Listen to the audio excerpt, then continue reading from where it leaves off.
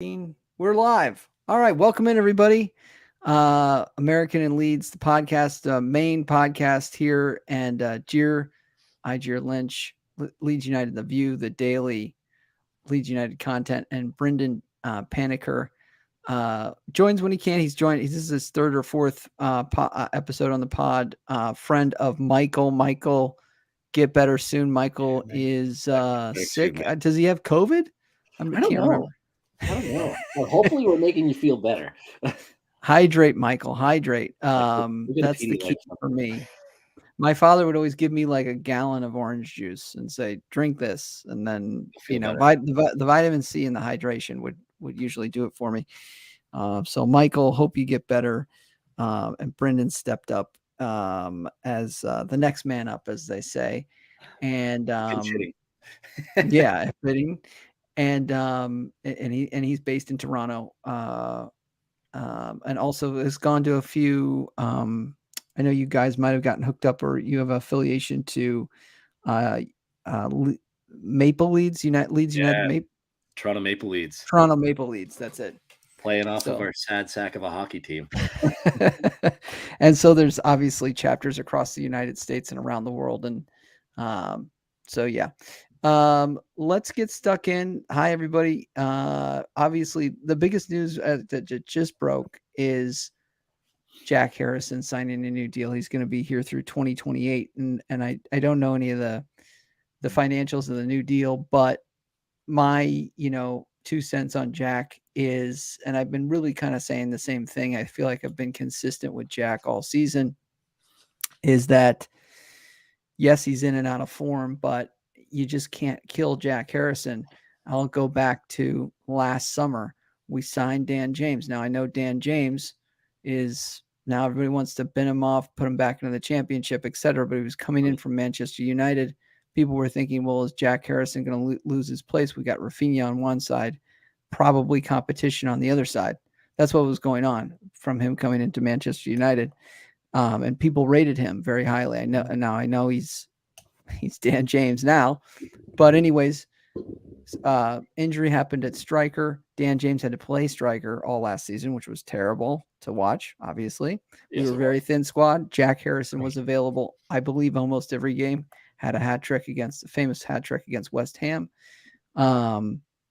Flash forward to this season, the man is almost traded down to Leicester. You have the Sinisterra signing. You also have Willie Nanto coming into form.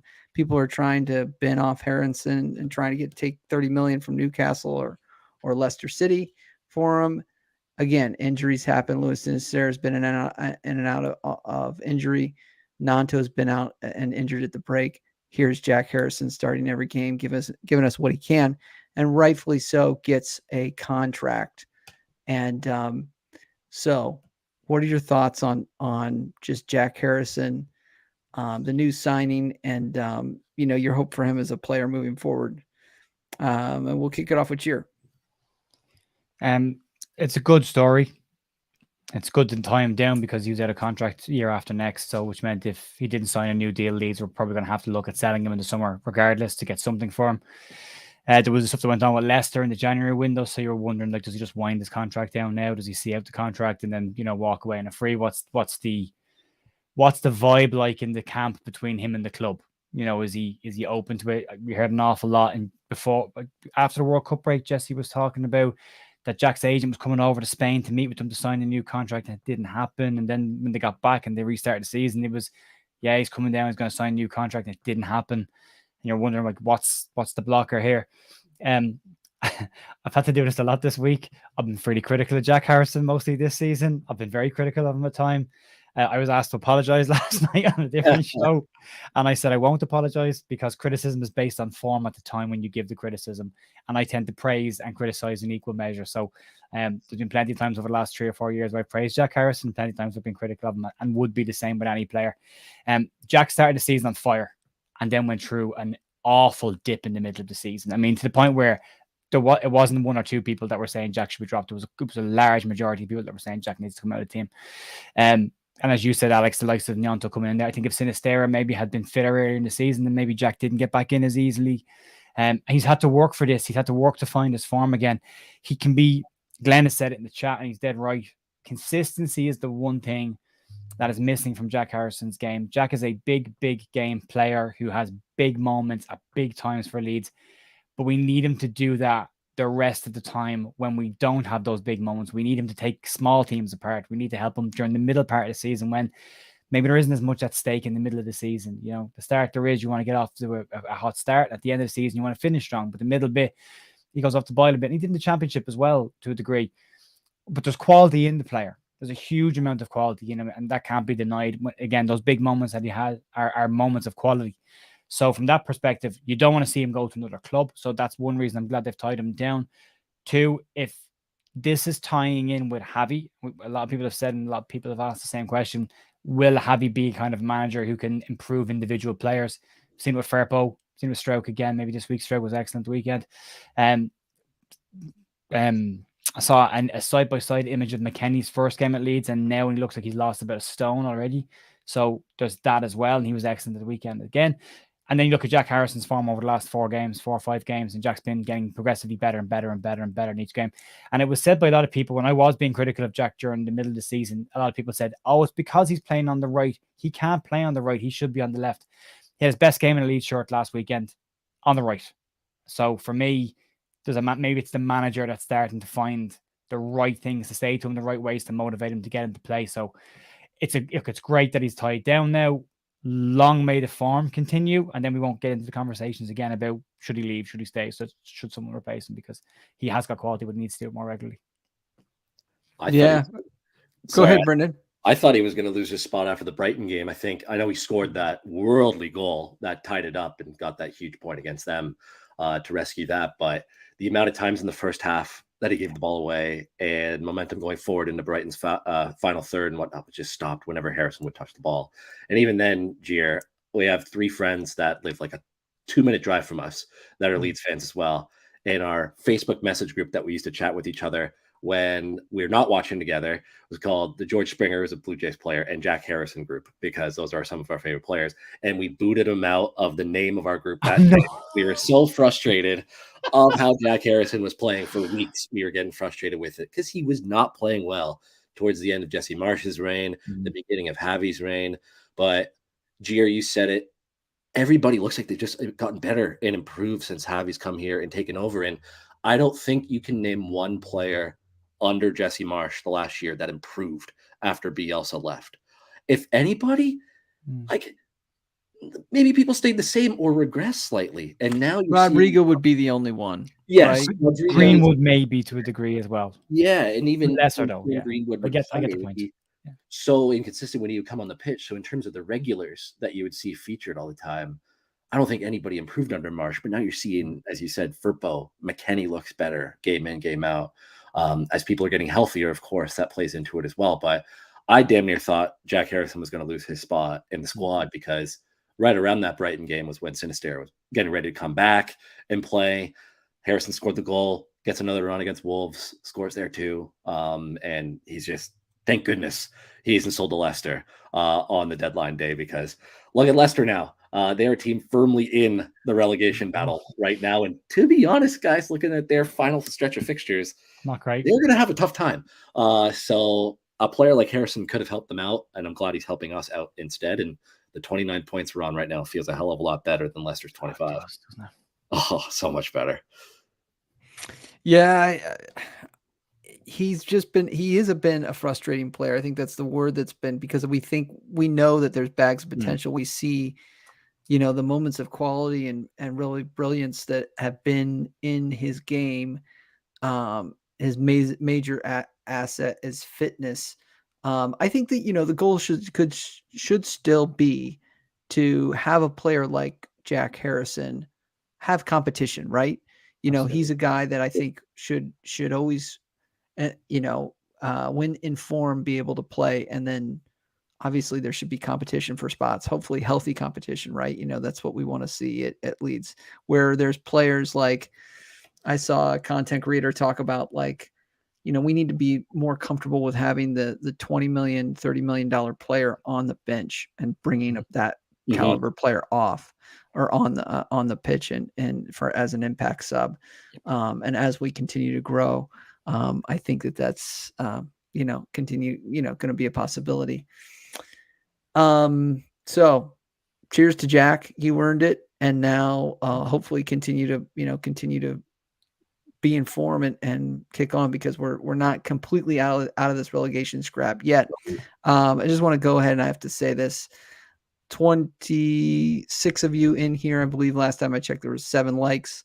Go ahead and smash the like. If all 27 smash the like, we go 27 for 27.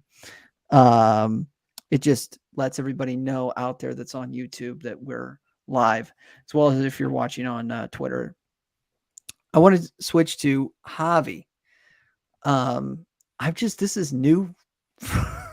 We were talking right before this for Brendan and I. It's just amazing to me that Javi, we play one way against Arsenal, and we seem to be in the, some of the comments on Twitter and kind of in the LUFC internet universe was, this is the Spanish Sean Dyche. We're going to close up shop. We're going to become a counterattacking team.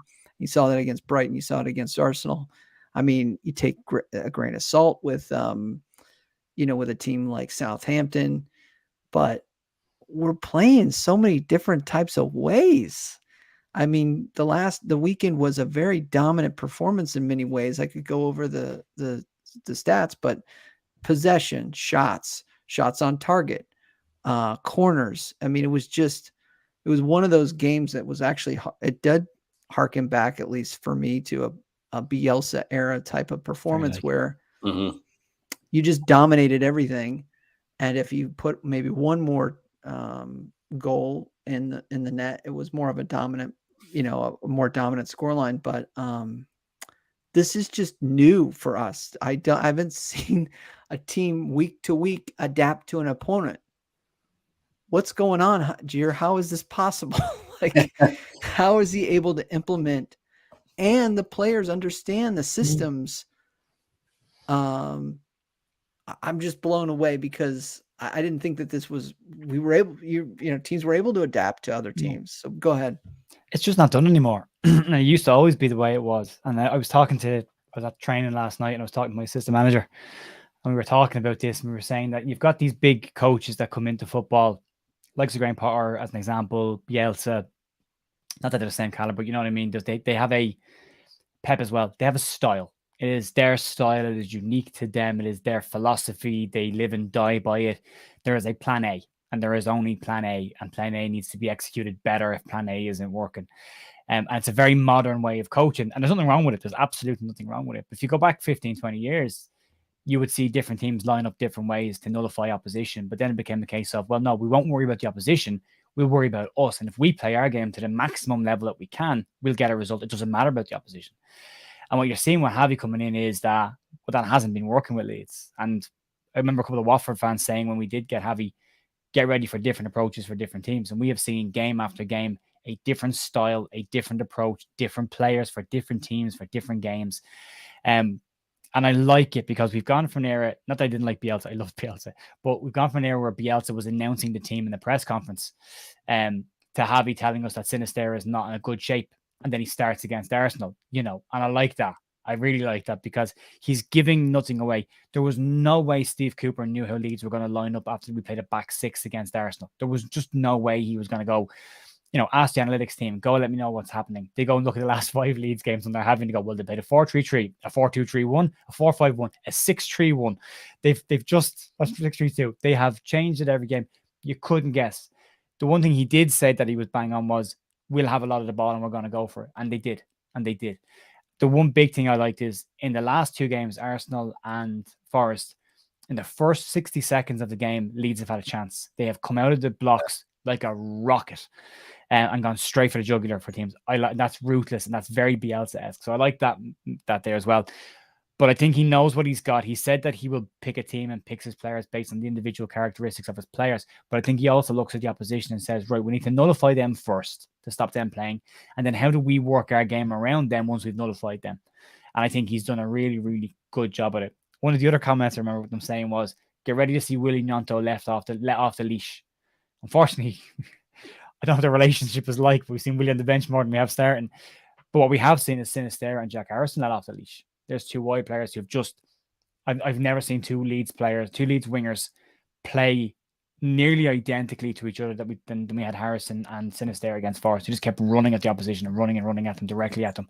So I think Javi sees the weaknesses in that position, knows the strengths of his team, and puts them together to come up with a game strategy. It's a lot of work, and it explains why he's spending 12, 13, 14 hours at Thorpe Arch every day, because there's a huge amount of work needs to go into that. And also preparing prep packs for players so that the players can actually, when they go home, do their research on what they have to do for the game coming up. So it's not an enviable task at all what he's doing, but he's doing it really, really well. And I'm really happy with him. I'm delighted that we've got him. I like his mannerisms. I like his professionalism. I like, there's so much about him that I like right now. And there's a lot of talk about, and a lot of some Leeds fans have said, you know, get rid of sentimentality, get him out, get Potter in at the end of the season.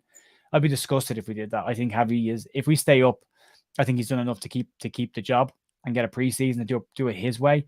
And if we go down, I think he's probably the best manager to get us back up again. So I think we've got the right guy at the helm right now. Yeah, I agree. Brendan, what are your thoughts? What do you think of Javi, the Javi Grazia era as it's gone so far? Yeah, I can't complain about it either. I mean, I don't claim to be an expert tactician at all.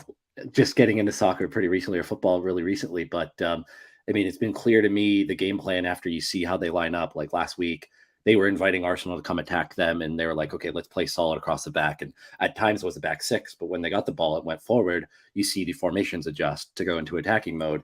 In that first 30 minutes against Arsenal, if Somerville buries that goal, I mean, who knows where that game goes? Like, it looked almost identical at first to the goal he scored at Anfield to win the game. Just a little one that went just to the side of Ramsdale, but then that point over Alisson Becker. So that could have changed the game. You know, game plan fell apart a little bit after Arsenal came onto them, but nobody was expecting anything from that game. So that one is a pass. Every other game has been different, but I think what stuck out to me most about Tuesday was how much width they finally played with. And it's like, yeah, why couldn't we have done this earlier? Because if they played with that much width against Forest back in Jesse Marsh's last game, I know they were going to under Jesse, but if Javi was in place there, they probably would have won that.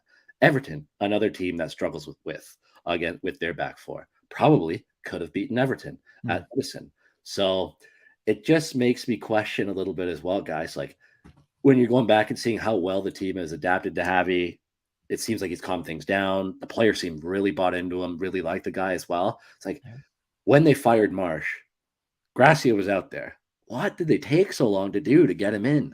Like, I know they had their hierarchy of people that they would have preferred to have, and Javi was a backup, but I mean, those guys were so unattainable at the time. And I know we've talked about this on pods before, where Slot is in a job right now and doing well at Feyenoord, and all the other guys are in jobs right now. And Gallardo didn't want to come until he had a full preseason under his belt.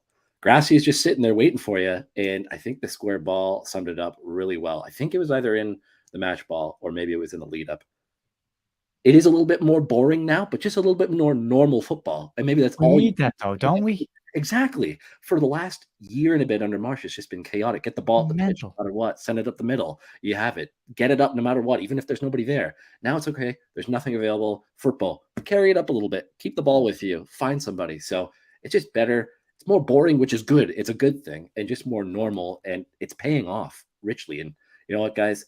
I know we're going to talk about the Palace match coming up on Sunday, but if they win that, I think the winner of the game on Sunday is in a very good spot to see safety incredibly close to the finish line, because with the amount of times teams in the bottom 8 right now are playing each other at the end of the year, 35 points, 34 points might be all it takes. And Leeds could be right there if they were to win on Sunday. The one thing about Javi's football is sorry, Alex, I said that I don't love the style of football. But that was still the Arsenal game, and I actually quite enjoyed how he tried to play against Arsenal. Even though super clever formation, like a back four with 3 midfielders. When we haven't got the ball, the 2 midfielders just go fup and just sit in between the full back and centre half. So I have that, and Christensen playing midfield. It was a good idea. It was a good strategy. But I actually enjoyed how we counter-attacked in that game. And then we against Forest, like, I know it was up and down. My fiance plays have to say that, I should kill me because I said girlfriend your week and she had the head off me. So my fiance said that she hates the Brendan just got analogy. married too, right? Yeah. So he's. I just think it's a weird word. It's just a weird It's a word. word. It's a word you use only temporarily, like in this little. Temporarily, hopefully. Yeah. Yeah, but she played basketball, so she hates the cliche of it's like a basketball game, and she goes, it's 0-0. It's nothing like a basketball game. So but it was like the first game was like a basketball game because it was they attacked, we attacked, they attacked, we attacked. It was counterattack, counterattack, counterattack, counterattack. It was brilliant to watch. It was nerve-wracking at the time, but once I watched it a second time, I calmed down. Thanks, Murph. Sorry. Speaking of my fiance, she's come home.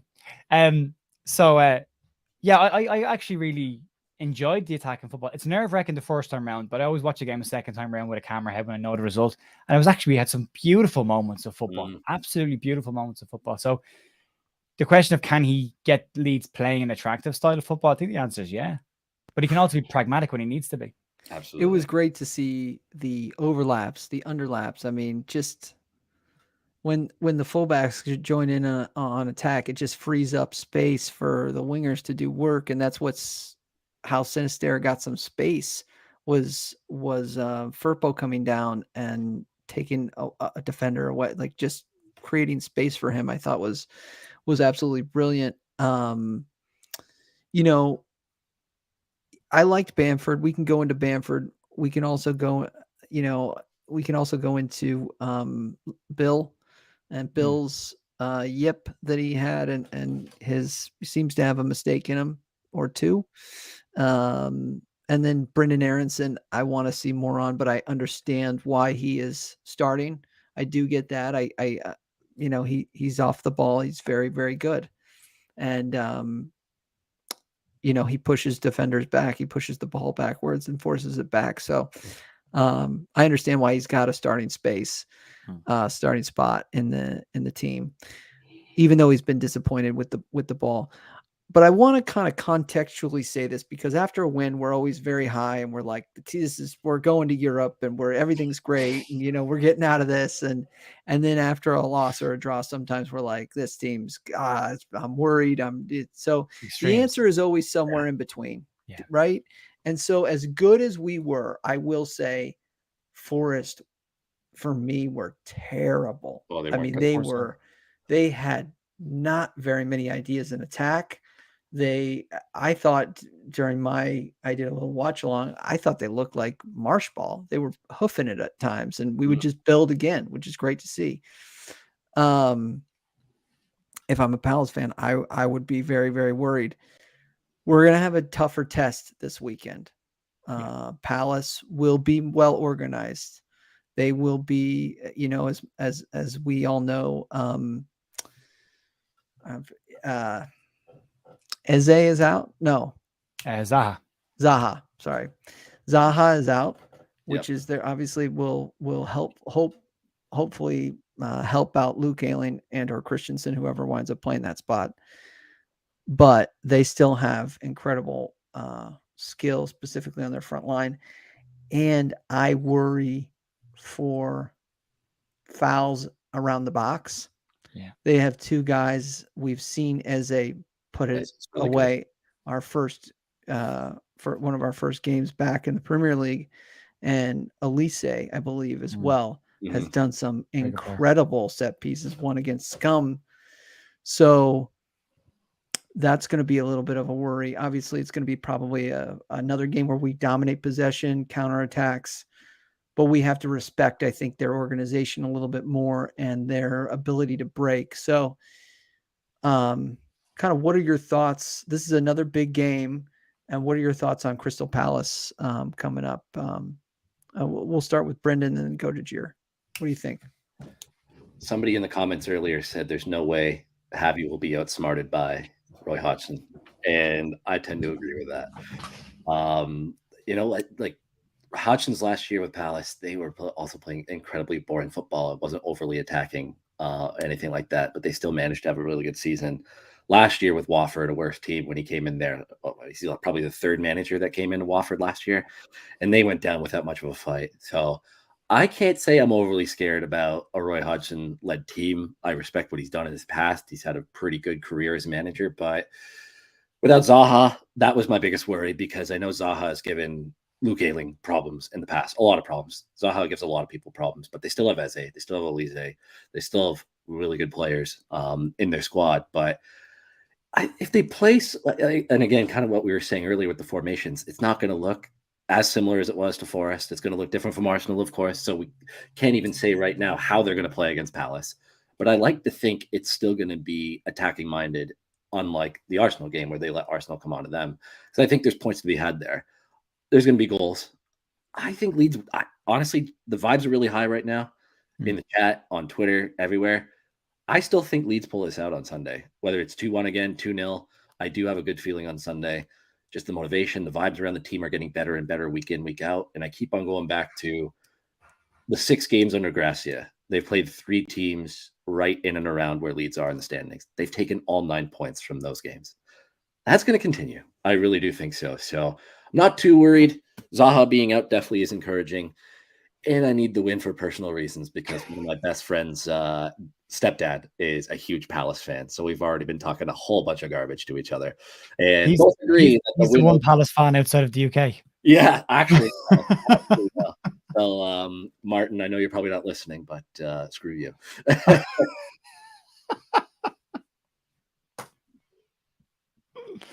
On that, Jer, what do you think about the Palace game and Roy Hodgson coming to town, the friendly confines of Ellen Road? I agree with your vibe. Sorry, Alex, he cut you off. Sorry, mate. No, I was just saying I agree with Brendan's like the positive momentum seems to be in our favor. Yeah, but they'll have a little bit of it as well. I agree with everything Brendan has said as well. But the way I look at it is, and if you look at Palace's previous 5 games to the weekend, to the midweek games, they had no shots on target, and one of the games they had no shots at all.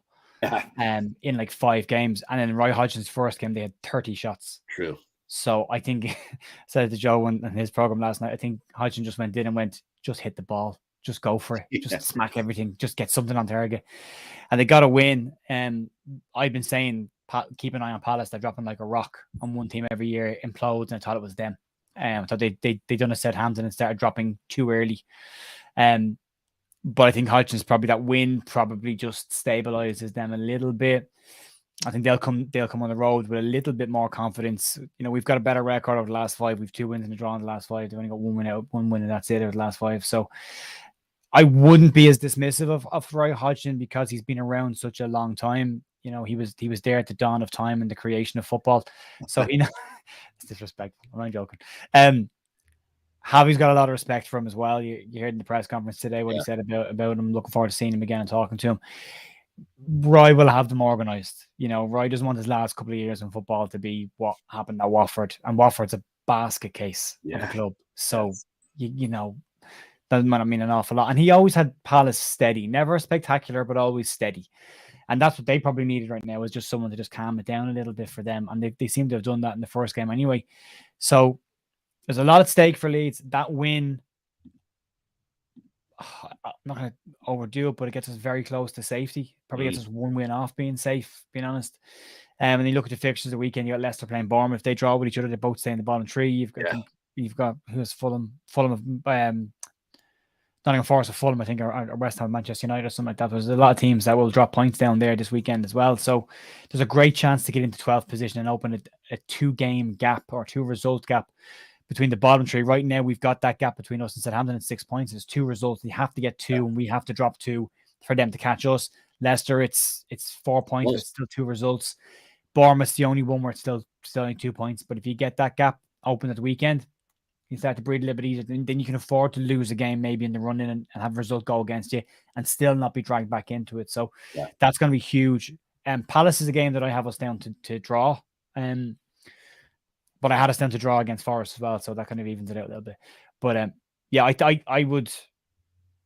be still nervous enough about us right now because I've gone from being super positive in the first half of the season when everything was going badly to being super nervous when things are getting better. That's fair. It's weird. I just like the pessimism kicks in towards the last 15 games of the season and go, oh, here we go. This is when it all falls apart. But I think we've got a great chance. I think he'll change the team slightly. And I agree with Alex what you were saying about Ayling. I love him. I love the guy. He's got a ton of credit in the bank as far as I'm concerned after what he's done for Leeds over the years. He is struggling for form right now. Although I thought after the first maybe 15, 20 minutes of the game against Forest, he settled down a little bit and was a bit more calm. He is going to be targeted by teams. Palace will look for big, long diagonal balls across the park. They did it against us when we played them at home. In fact, that's where they got their goals from, was a crossfield ball and then a corner. A free kick that Cooper gave away stupidly on the halfway line. That was a crossfield ball as well. So they'll target him. Teams will have noticed that. And I'd like to see Christensen come in for this game because I thought he did reasonably well against Palace the first time we played them. And I'd like to see Rodrigo come in from Bamford and start this game. And I'd like to think the reason Bamford stayed on the park as long as he did on Tuesday was because of the case of get him 90 minutes and going to rest him at the weekend and give Rodrigo a start. Yeah, I can't disagree with that. Even a draw, guys, really wouldn't be a bad result either because it gets you to an even 30, as you said. And just even looking ahead the rest of the fixtures in April, Liverpool at home again, upcoming. They've been dreadful away from Anfield. They really have. So that game you could maybe seek a point. You never know. Maybe you could pull out a win. And then Fulham without Mitrovic. Fulham haven't been very good the last month and a bit. They've dropped 3 in a row. Haven't won 4. Yeah, exactly. And then we owed them. Leicester and Bournemouth at the end of the month. Win one of those with a couple draws, and you're at 35. Again, even with a draw this weekend. Win makes it so much easier. And like you said, Jer, you could probably drop a result or two down the stretch and still be fine. But a draw could be perfectly okay too. I think if you draw Palace, beat Bournemouth, and beat Leicester, you're safe. Absolutely. Completely agree. Yeah, I fancy a win. I'm hoping, I don't know, even if Leeds, sometimes if they go down like an early, if there's like a set piece goal or a corner or something like that, and Palace might look to time waste. I fancy the Ellen Road magic, the fans. It'll be loud. Yeah, kicking everybody on it and getting a result in the second half. So I don't know. I'm optimistic. That's probably the one change I make is Bill. And I did notice them targeting that side. Yeah. I thought that they would target Firpo. I mean, you thought when Pascal went down originally that Firpo would be the one to be targeted. But Bill has been targeted, and he's targeted for me sometimes off the kickoff. They just shoot a ball right down to that side. So I don't know. He's struggling for form. For me, Bamford is doing number 9 things.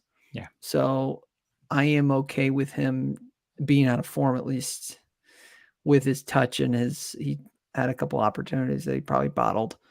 But again, his ability to do it sounds boring, right? But occupying center backs, being physical up there, just off the shoulder stuff gives that center back something to stop and think about and opens up the wingers. These are going to be the benefactors of the Javi system. I think people said that when he first came on, like the wings are going to be, they're going to set him free. So, yeah, I'm a fan of that. Let's see here. I wanted to think of some other, I always thought that this team, one of the things that probably the reason why this team will stay up is the chemistry for me. They really always do seem to play with each other. Now we've watched them under 3 managers, maybe 4 if you want to think of the interim manager as also a manager, but they really do seem to like each other. Is that, I don't know, they're all paid professionals, but is that weird in a locker room to all to kind of like each other? Like, remember the relegation battle last year? They'd all take their shirts off and you'd see this limbs. You'd see this post-match like group shot. Like, they genuinely seem to kind of not have a lot of egos. What do you guys think about that? We'll go to Jer first. What do you think? Yeah, the chemistry. Yeah, I think it's huge. I've been saying the same word a lot this week, and we reviewed a game, and then on Joe's show I've said partnerships. And we're starting to see them. and it's taken a long time this season to see the partnerships. And I thought McKennie and Rocket look like they're forming an incredible partnership in the middle of the park. And as Joe rightly pointed out last night, when you really think about it, that's an ex-Bayern Munich centre midfielder and an ex-Juventus super centre midfielder. That's 2 Champions League centre midfielders playing in your midfield. They should be at a certain level, and they were excellent. And in the 2 games they played together over the last 3, they've been really good together. And we haven't really missed Tyler Adams, which is crazy to say because I thought we would miss him. So there's that. You look at 2 wingers, Cini and Harrison. There's a partnership as well. They seem to be doing the same things. There's definitely a synergy there and a connection with Bamford. Aronson, I thought, was really good as well. He was linking the play, little flicks around the corner, like missable details was what I'd say about Aronson at the weekend. Also on Tuesday night, where he was involved in these little triangles, but it was one touch and it was gone. And he just linked the play really, really well and kept the ball moving. So you're starting to see these little groupings and these little partnerships start to happen. That doesn't happen by accident. You know, they're players that are on the same wavelength at each other and are spending time together and are clearly connected. You look at Somerville and Nanto, have a really strong friendship, and you can see that. Like they went arm in arm around the pitch doing a 3-legged race because they were walking off the pitch and they realized everybody else was doing a lap of honor, so they ran back on arm in arm. So that's huge. Is it common in dressing rooms? I don't know. In dressing rooms that I played in, I played in a lot of dressing rooms with a lot of cliques. There was groupings of people that got on well together, but maybe different groupings didn't like other groupings within the dressing room. I wasn't a big fan of people in general as a player, so I didn't have to get along really well with most players I played with, 1 or 2 exceptions. But yeah, it's not always great. But if you've got a dressing room that they don't have to get along with each other as long as they're all invested in the same goal, and that's winning. And that's where you can get really good teams of big ego players and big players winning league titles and cups. They don't have to get along with each other, but they all respect the fact that they're all at the same level and they're all pushing for the same thing. When you're down where we are, the relationships with players is way more important because they can't afford to fall out with each other because you're either in this together or you're down. You know, you're in the trenches, you got to dig in and back each other up. And we saw it last year. The word limbs keeps being thrown out by Leeds fans when you see a goal go in and everyone just tears off towards the corner flag. And that's the prime example of it. Nobody seems to be sulking when they're sitting on the bench. Like Willie has a little sulk every now and then when he gets taken off in a game, but as soon as we score, he's up and he's gone down to the players. It's not long standing. It's more disappointment of being taken off than it is having an issue with being taken off. Do you know what I mean? So it's important. I think there's enough of them in there right now to keep digging us out. But again, to put it in context, we did beat Nottingham Forest and we should have beaten Nottingham Forest. Like, be real, we should. Palace will be different. Liverpool will be different. We'll see in those 2 games where these players are and what the levels are. So they would be the 2 for me to answer that question properly, Alex. But I'll tell you in 2 weeks' time. After talking for 15 minutes. I love it. No, I love it. I love it. It's yeah, it's what we do here. This is Waffle FC right here. This is why you tune in. Start talking and find the answer eventually. Yeah. That's it.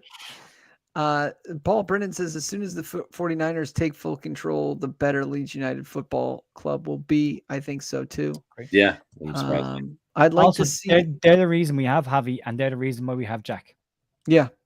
So 49ers were not a fan of Marsh. Everyone's been kind of whispering.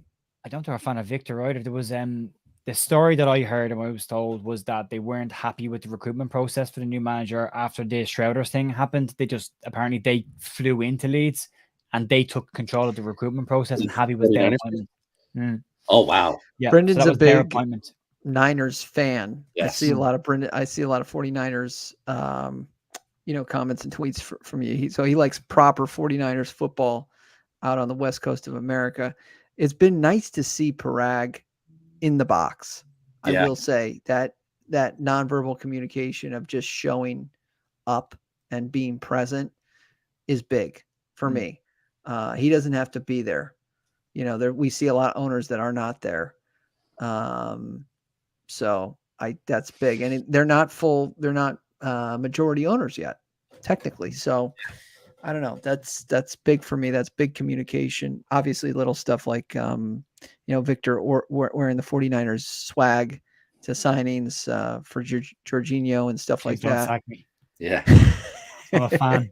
I'm a big fan. Look how much of a fan I am. Exactly. Apparently they were the ones that vetoed the Jack Harrison deal to Leicester. They stepped in at the last minute and said no, he's not going anywhere. So they've had a big input recently. Already made smart decisions. Very clever decisions, yeah. Yeah. You know what? The 49ers back, I want to say 2014, 2015, 2016 were a dumpster fire of an organization. Like that was one of their lowest points of the last 10 something years.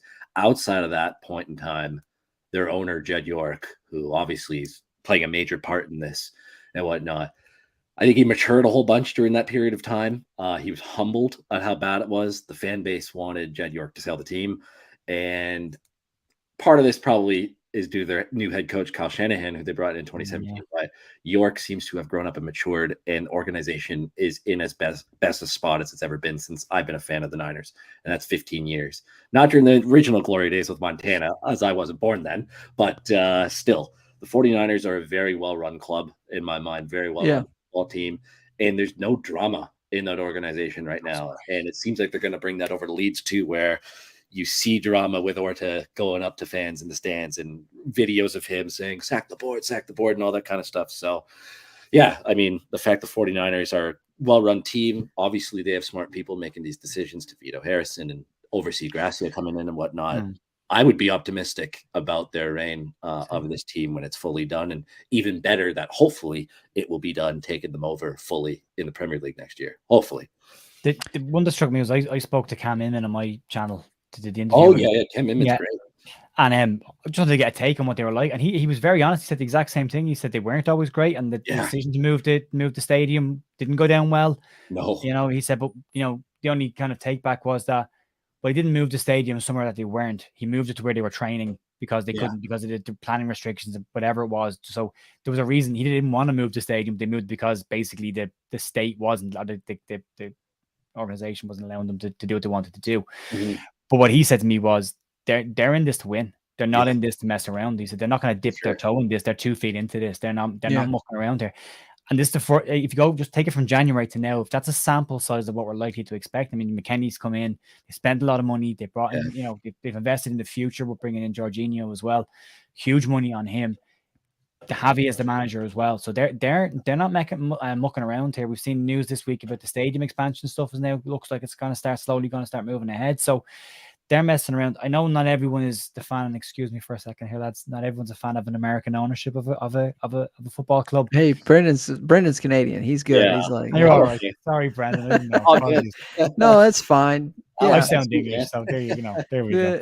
The Americanization of the sport is probably what people are not nervous about. There's this stuff like an all-star game, stuff like an ESL Super League. Totally talking nonsense though. Like that's it doesn't matter how many American owners you've got in the Premier League, that kind of stuff won't happen because of insurance reasons and money reasons. Not the same thing. I watched the NBA All-Star game, and it was it was great to watch. It was a huge. It turns into a slam dunk contest. Where LeBron played a half until he hurt his pinky, then he went off, and Giannis played 40 seconds, got a shot and walked off, and that was him done for the night as well.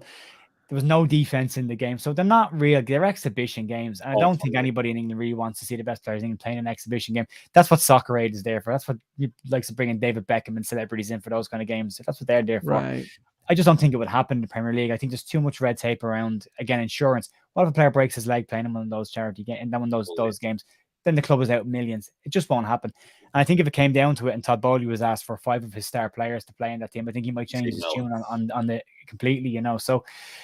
For me, it's like we have to be clever here. We're not going to get bought over by an Arab state, okay? And I'm kind of glad that we're not, because my moral compass would have a really strong problem with a Qatari ownership. I know people would say park your morals and take the money. I wouldn't. I'm not that way inclined.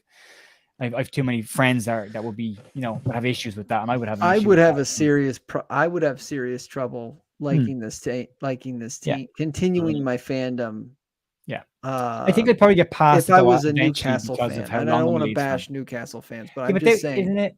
Everyone's against it until it happens, and then they're not against it anymore. Like all the Manchester United fans were against Newcastle, and then until all of a sudden Manchester United been bought by Qataris, and now everyone has hijabs on them and walking around the place going, "Look, yay!" So it's like people can flip flop very quickly, but if it's not going to be an Arab nation, then it's got to be a billionaire.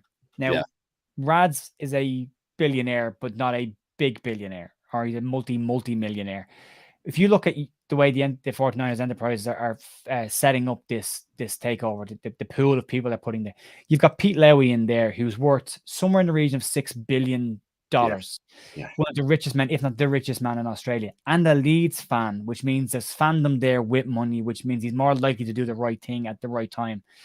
Then you got the York family, who are, I think they're in and around anything between, if you put them all together, anything between 3 and 15 billion they're worth. Anything between individuals or the York family entirety put together. When you put them together, that would put Leeds in the top 6 of wealth of ownerships in the Premier League. That's massive. That means you can compete. You don't have to have the same amount of money as Chelsea or Manchester City or Manchester United or Newcastle. You just need to be able to compete at that level, and that they will be able to do that. Do it smartly. If you do it correct, the right way, your coach comes into it. That's when you bring that's when the proper coach comes in and you build. And you've seen it with Arsenal this year. They haven't spent huge money, Arsenal, but they have done it the right way, and they should go on and win a league title this year. If not this year, probably the next 2 or 3 years they will. And they have a good young team. It's done the right way. So I'm not against these guys coming in. If it's done right, great. If it's done badly, the Leeds fans will let them know pretty quickly. We have ran owners out of Leeds before, and they will do it again. So it's, I was here for the Massimo Cellino era. I was at the protests. I saw what happened. If we don't want an owner, they'll know about it. So they'll do it the right way. Parag strikes me as a man who does things very professionally, carries himself well. As you said, Brendan, there's no drama in the director's boxes. We need less of that in our director's box. There's too much drama in our director's box right now. All that money you said kind of ties back. I think, Alex, it might have been you who made the comment. Moving forward, to stay up more comfortably, be more mid-table, flirt with 7th, 8th, 9th more consistently, you have to have 20, 30 million, maybe even 40 million pound players coming off the bench more consistently. Right. Like Phil Hay has said it multiple times this year. Leeds currently shopping around for players in the 15 to 20, $25 million pound bracket. They have to go up to that 30 to 45 million pound bracket now, or else you're going to be in relegation battles all the time. You can only go so far with that. It's why teams with smaller, Bournemouth going up and down all the time. Fulham until now going up and down all the time. Norwich, same thing. You don't want to be in that yo-yo club. And to not do that, this new ownership will get them to that next tier player that they can go out and get. So Parag, when he first came in and he compared the 49ers to Leeds, I completely understood what he was talking about, because the 49ers are an absolutely iconic brand here in the States. They are a top traditional side. They have won champion. When you think back to their glory years in the 80s and 90s, I mean, it's very parallel to Leeds in the 70s and then their championship in the 90s and some of the stuff that they were doing in the early 2000s. So it's like, he wanted to restore that. He felt like he was buying a club low with massive brand recognition, and that he could kind of grow that back into prominence. And so that made sense to me, because I was sitting there going, yeah, the 49ers were kind of like that, where they started off really high, at least, 3-4 decades ago. They dipped and now they're coming back. And they probably have the most talented team in the NFL. If they had a quarterback, they would be. They might have won 2 championships right now. It's a massive. The quarterback, for those that don't know, is like the. I don't know. It's more important than maybe a striker. It's like the most important. Yeah. So, anyways, there's 34 of you in here. All 34 of you like it. That means other people get to know about what we're talking about. We're talking about the 49er takeover, which I really was planning on talking about, but I'm glad we're talking about it, because it is probably on the horizon. Yep. And it's refreshing. The other side that that was brought up here is Victor. And Victor is just, there's times where I go, God, that's Rafinha. What a find. Willie Nanto, excellent scouting there. Where other people were passing on him because of his height and age. And, I don't know where you got him, how you found him, but you found him. And I think there's a massive player in there if he can continue to develop. And then, obviously there's probably Dan James. There's some other sides to it. There's a lot of misses. Diego Llorente, there's been some misses there. So and obviously the promotion and recruiting Marcelo Bielsa, and there's the unhinged part of it where he is saying sack the board to the crowd, and This business. the drama, shushing players after the promotion, or shushing the, it's just like, I don't know, it's going to take me a while to digest him once he does leave the club, and I don't know when that will be, but I guess right now at this moment in time, I'm grateful for his service to the club. And we'll see. Obviously we got some work to do this season. Just little bits and pieces I wanted to cover, and Jer, you might know some more as you kind of cover the loanees and stuff. I was just listening to a Sunderland watch along, and I happened to DM the guy, and I was like, "What do you think of Joffy?" He let me know. He's like, he's bad, 1 goal I think in 10 games or so, but he's like, to be honest with you, he's like, we're crushing his confidence. We're playing him every game because we kind of have to, because there's injury crisis, but we're killing his confidence. So, and this was a player before last year where we were hearing from Mike Jackson, the U23, U21 coach, where he's like, he's never out of form, never have been out of form. And he had a good season last year, never really got consistent playing time. And now he's kind of gone down to the championship, and he's struggling. What's your thoughts, Jer? Are you hearing anything on his loan? And hopefully, I think he's a player that we want to continue to develop. So yeah, it's unfortunate for Joffy because he wasn't brought in to be a lone striker at Sunderland. He was brought in to partner Ross Stewart, and then Ross Stewart got an injury that's put him out for pretty much the end of the season. So they were looking for the big man, little man partnership, and then it was just Joffy on his own. And we all know, as Leeds fans, we know he's not a lone striker. He can't do that job on his own. He can do an awful lot. Now, what I have heard is I've seen quotes from Mowbray who says he's doing all the right things, the goals will come. And there's moments that I've heard him saying that he's struggling for confidence in front of goal because he's not scoring an awful lot, just a 1, but he has got a couple of assists as well. It's been poor for him, but I don't think it's necessarily at his door. He's being asked to play in a role that he wasn't signed to play in. It kind of goes back to when we signed Rodrigo and played him as a number 10, then complained about him as a number 10 when he wasn't a number 10. And then we signed Dan James and complained that he couldn't score a goal because he wasn't a striker. That's the problem. He's been brought in and playing a role that isn't the role that he was brought in there to play. He could have gone to Wigan and played in the front 2. He didn't. He went to Sunderland, played in the front 2 and compete for the playoffs. And that all fell apart when Stewart got injured. It was a huge blow for them. So I think he's a victim of circumstances a little bit. But I think he's got a tough couple of months ahead when he does come back as well. If Javi decides to go 2 up top, that might be the making of Joffy. Maybe he suits the system. I will be looking at sending him out on loan again next season, though. And I would look to try and get him into a team where he can play in a partnership. Do you think he's a 10 or no? No. For you? Yeah. No. Yeah. I don't think he has the creative pass that you're looking for from a 10, but I think he has the work rate of a 10. Okay.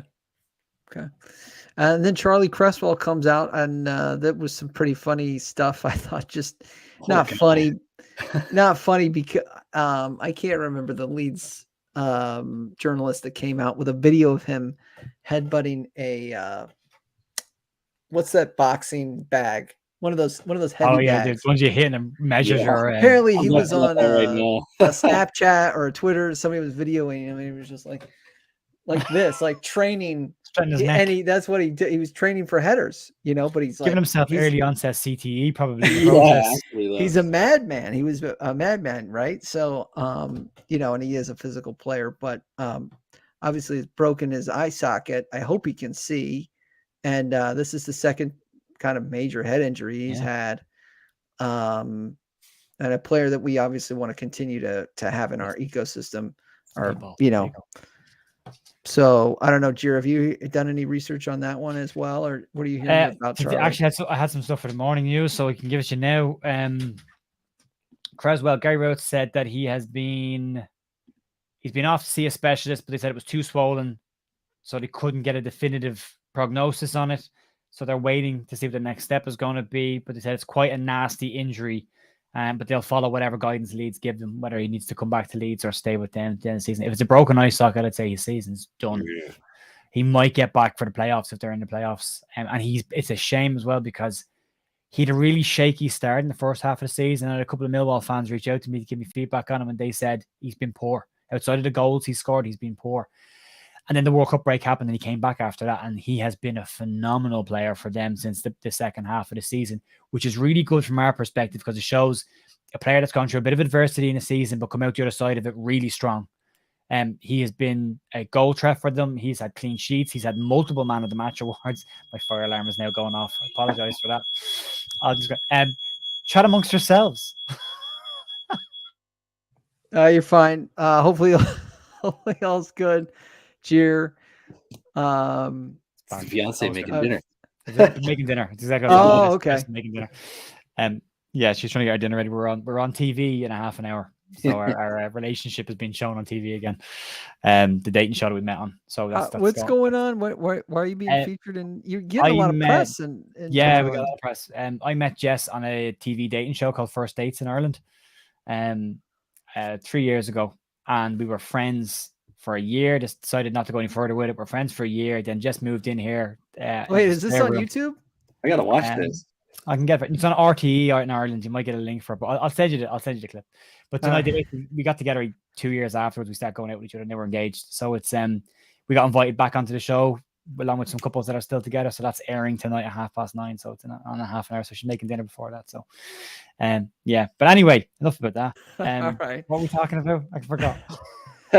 We were just talking Cresswell. about Charlie. Yeah, he's been really good for them. Been really, really good second half of the season. Shown huge growth. And I think he's the kind of player, if he comes back to Leeds this year, I think he possibly is in the mix next season to start some games.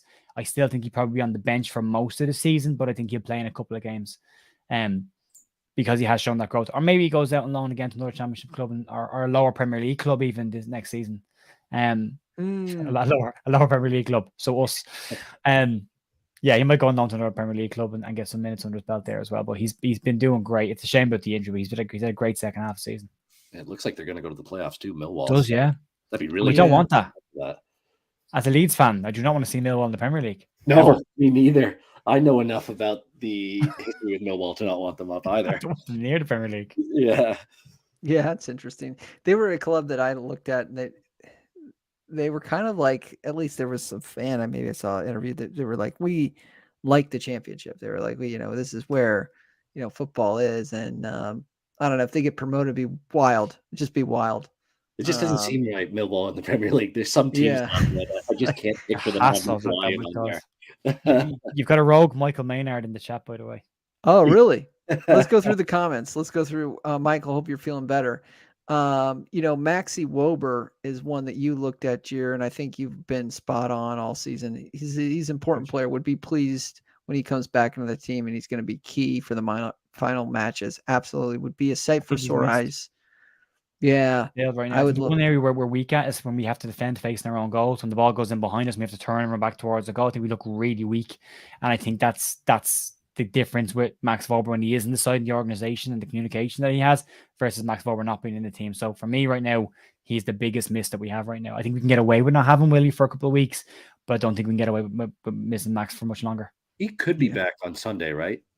Well, Grazia said he has the same players for this weekend. So that means, yes, he's probably going to start then. Yeah.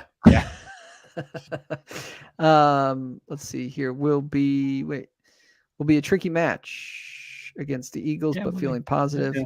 Would say 2-1 Leeds win. Take it. Yeah. Take it. I agree with that. If we don't beat Palace, it's poor. I'm just flying through these comments, guys. Adams left the Champions League to play with us. Absolutely. There's been a lot of players, I think, to get a shot in the Premier League that have left their Champions League club. Leeds United, for Leeds United, we need to be a side before self every time. Players at the moment, all lads are playing for the shirt. Yeah, Paul, I agree with that. Yeah, I agree with that. They just seem to like each other. I don't know. Like, I think that there's cliques, but I also think that they like each other too. Yeah. Like the Americans probably all hang out, the Spanish players all hang out, and players that were on the same teams. But I just think there seems to be just a nice camaraderie. I like that Crescencio, Willie. Yeah, I like those two guys. They're the same age, and that him running off the pitch, ribbing him a little bit that he missed the final. Yeah, missed the ball. That's a nice. And you can see that too. Like they were comparing notes when the FIFA ratings came out. Like they were giving each other a little shit. Yeah. I'm tired of hearing about the slander about the 49ers. American coaches and players at the club is fundamental. Yeah, Carl, I agree with that. I think. That's true. Yeah. I think that Raz is not. He doesn't have the capacity of backing to really kick this team on. That's all. Not saying he's a bad guy. They've done a great job, Alex, to get us here. Yeah. I don't like the Twitter stuff. I think he needs to take the phone, put the phone down. You're a leadership position in the club. You don't need to be tweeting out stuff, especially when it's not official. So, flying through these. So humble. Grazia is not the first choice. Has thought I can get a tune out of these players, keep them up, and win myself a nice new contract. Good on him. Yeah, Duncan. Yeah, I think he's got a lot to prove the next few games, and I think he just likes it. I don't know. It's fitting right now, so I'm glad that we got the guy for the right moment in this time. As a LA Rams fan for 30 years, the 49ers takeover gives me massive conflicts. That's like a rival, right? That's like huge rivalry. And the Rams back in LA again, are they? Or are they floating around somewhere else again? Yeah, they're in LA for this week. Like Sheffield. Is there a Yorkshire Sheffield? Is it the Sheffield the Wednesday? Sheffield Wednesday and Sheffield United. Yeah. So looks like Sheffield United are going to come up automatically. It looks like it, yeah. Yeah. An ex-Leeds manager as the manager. Well. Yeah. Known for his off the ball, on the ball policy of football. Yeah. Urente could shine under Grazia. Never say never. Interesting. Well, you can't anymore because I thought Firpo was garbage, and now look at me. So you've no idea what's going to happen under Grazia. So I won't make that mistake again. I will say Diego gave an odd set piece or two goal. He chipped in there. Robin has not had a goal yet in a Leeds shirt. He's done some great defensive work. He's got to get one either. I know. I want to see him score before his days are done with us. Yeah. He's the Berardi of this era of the team. Yeah, actually, if you score, we riot.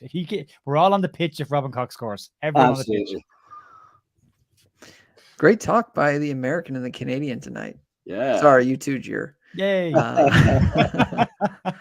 Gelhardt way off the current lead squad. Hope that changes. Yeah.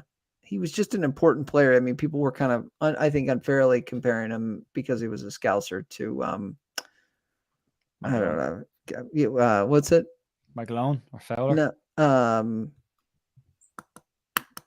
the Everton kid that Rooney. Coach Rooney. Rooney. Yeah, he coaches DC United. A lot of people did that comparison, Rooney. but I always thought they did it unfairly because they described what Gelhardt was doing with what Rooney did, but Rooney had done it 3 years younger. Yeah, and also, yeah, he's one of the best players in the world ever. So it's like, I think there's a player in Joffy. I think Joffy will have a good career as a striker. I think he will find his level and he will find his feet. And I have no doubt that there's enough in there for him to be a top player. He's just going through a bad time at the moment, and players go through that, and they've got to learn. Young players, especially, this is where they learn how to deal with this kind of stuff. This is what builds character. This is what builds a player. You can't have it easy all the time. You've got to go through moments of adversity as well. And you got to have a dip. He'll bounce back from it. He's a strong character. He's facing it head on. He'll bounce back from it. Absolutely. Great chat. So sorry I had to drop out late. Michael, you stay healthy, man. You get better. Yeah. Go to bed. Yeah. Go to bed. Go get some good night's sleep. He's got some interesting stuff on. Let's see. I just want to say, I don't know if anyone knows what Joffy is yet. Yeah. He's a great toolbox. If he doesn't fit as a 9, he doesn't fit as a 10. He's not a winger. He's the very definition of raw talent. Interesting. He's a Yeah, two agree he's with a that. 2 for me. He's a second striker for me. He's gonna find his role though. Yes, he Like I is. think he's gonna For continue sure. to find out what he's really, really good with. Yeah, be okay. Fair play, Jer. I was on Blind Date in the 80s, Hey, says Robbie. Chris Richards, yep, he's an American. I really like to see him play against Leeds. Yeah, he's a raw talent for the USMNT. I believe he plays fullback. So he'll be interesting to see.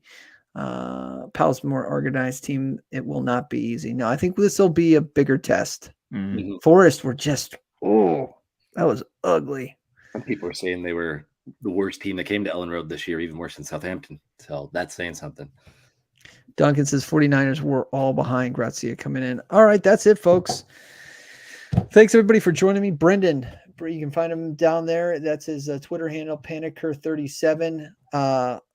Incidentally, the Jays big time up on the Royals 6-0. So you're safe, following my along in the friend. background. I'll take I a look. figured you would be.